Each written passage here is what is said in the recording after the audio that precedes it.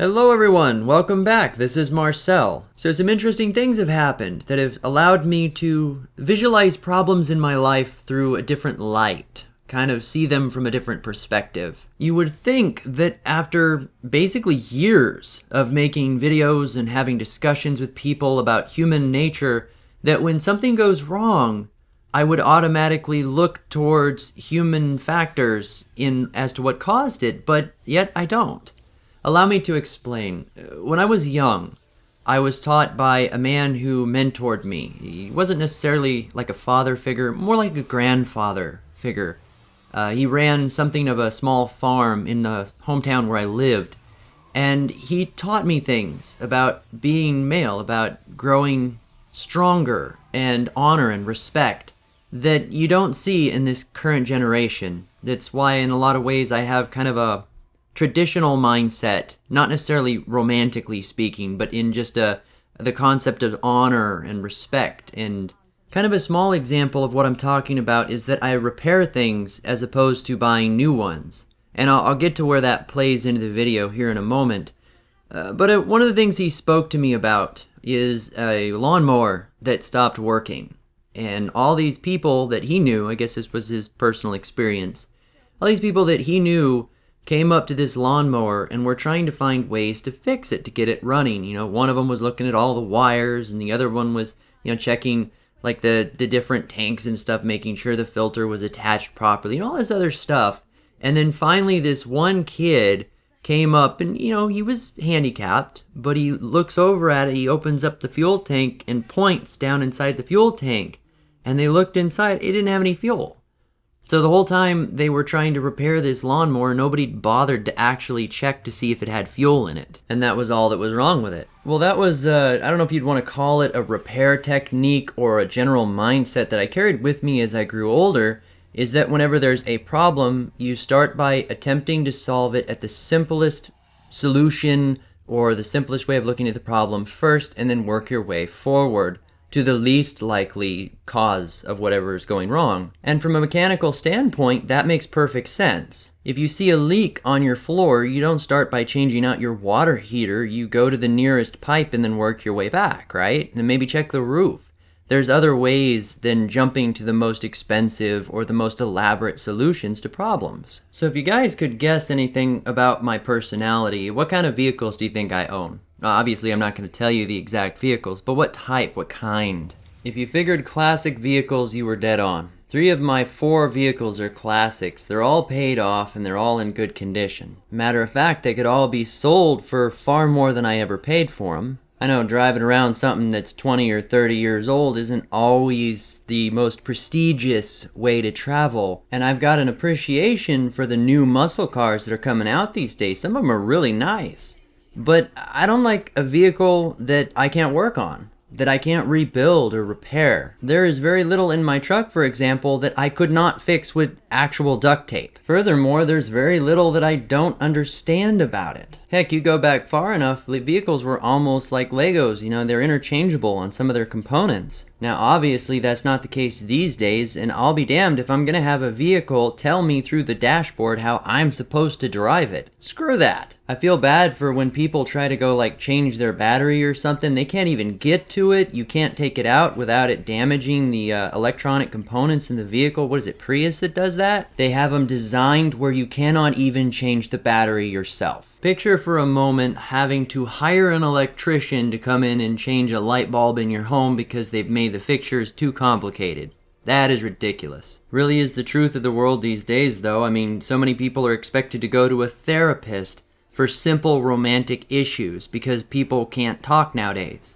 Or go to a police officer to handle a simple altercation rather than just duking it out like they did in the old days. I never advocate violence to any stretch of the imagination, but when it comes to solving simple problems, some people are just freaking spoiled and need to get the crap kicked out of them once or twice. A whole new lot on life. Things simply don't work that way anymore. Anyway, to bring it back on topic, so what actually happened to me? Well, the fuel economy in one of my vehicles went to crap. It went bad. I was getting half as much mileage as I should. Most vehicles are designed to go 300, 340 miles on a tank. and I was pushing 200 if I was lucky. And this happened fairly recently. Well, using my deductive logic, I started out with, thinking that it was bad fuel. Started putting additives in with it, removing any water, using some seafoam and stuff. Well, that didn't work, so I went into giving it a tune-up, figuring maybe it had bad spark plugs or wires. Changed those out. Didn't solve anything. Gas mileage was still garbage. Went into checking the codes on the vehicle, changing out oxygen sensors and stuff. I went fairly far into this on my own before I finally broke down and went into a mechanic. I actually did find some things that were wrong with it, but they were all old issues that had been left in from years ago that shouldn't have caused a recent problem. Well, naturally, all of this troubleshooting and mechanic work, it gets really expensive. I mean, even doing most of it myself, parts are not cheap. And then one day, almost by accident, I have an epiphany as I'm talking to this other person changing out their gas cap. I'm like, well, what's with the gas cap? I said, well, I need a locking gas cap because somebody keeps stealing my gas. And it hit me like a lead brick. So I got my own locking gas cap, and my fuel economy has been normal ever since. So what's the point in this little story? Everybody has problems. We all deal with issues in our lives. Things go wrong, things break, stuff falls apart, and we adapt and overcome. The thing is, as men, we have a tendency to look at the situation mechanically and logically, as opposed to emotionally or socially. And that's just in male nature. That's how it works. Now, that can be extremely effective if something's actually wrong mechanically with whatever it is we're dealing with. This could be anything. Bills not getting paid, money getting lost somewhere, stuff going wrong in the household, issues in a relationship or a marriage. They all get addressed almost from a mechanical or direct perspective. And in some circumstances, that is the perfect response, is to break it down from its simplest problem and work your way forward. But we're dealing with a society here that is becoming more and more emotionally based. And I personally don't look at the human factor first, as in who could be causing this, who could be initiating the problem in the first place. Give a romantic example here. Say a guy is having issues paying his bills, and the family's just barely making it by. Rather than looking at ways to make more money or to save money, consider who might be spending it within the relationship, where the money's actually going. Now, I'm sure a lot of people are going to say, yeah, that's obvious, but there's also going to be a lot of people that'll say, yeah, you should have checked to see if someone was stealing your gas. My solutions in relationships were always very close to me. They were very mechanical in nature and addressed the problem from the simplest form forward. Meaning money problems get solved with money solutions. Probably more income is the first step. But it isn't really a solution whatsoever because the money's getting hemorrhaged out the side by somebody with a loose purse. It's just pumping air into a popped balloon. It's just going to flap around and not get any bigger. It did not matter how much money and effort and time and love I put into my truck. In fact, the more energy I put into that fuel, the harder I topped it off and paid attention to it, the faster it was drained. And I wouldn't call this a weakness of the male mind. It's a strength by any sense, but it really is a vulnerability that people who are close to us can take advantage of that mind frame. Especially, and I've spoken about this in several older videos, the concept of creating problems that don't really exist in order to siphon off that analytical energy, that effort that men put into solving things around them to the ends of whoever might be pulling the strings. So given the state of society, from now on, when I'm presented with a problem of some kind, I'm going to look at the human factors, if not first, at least equally, with the simplest mechanical solution or literal solution to a problem.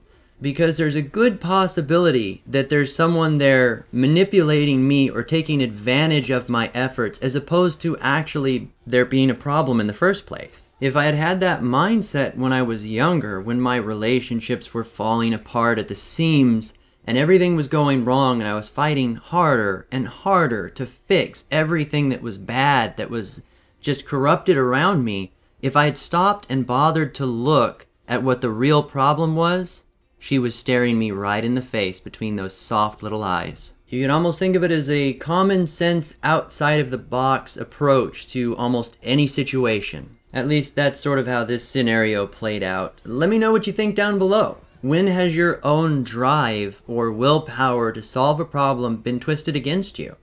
I see it every day when I'm going to work, or, in different college scenarios, for example, where people's hard work and effort for their degrees and for their promotions get twisted and just taken advantage of, where all their efforts just get siphoned off, and they don't really see the benefit of it, whereas the company is making 100-fold.